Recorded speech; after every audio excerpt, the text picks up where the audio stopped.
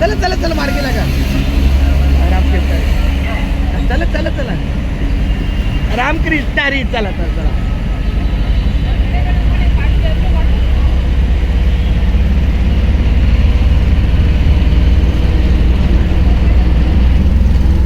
रामकृष्ण हरी. आता आपली गाडी सायनच्या मार्गावरून पुढे जात आहे.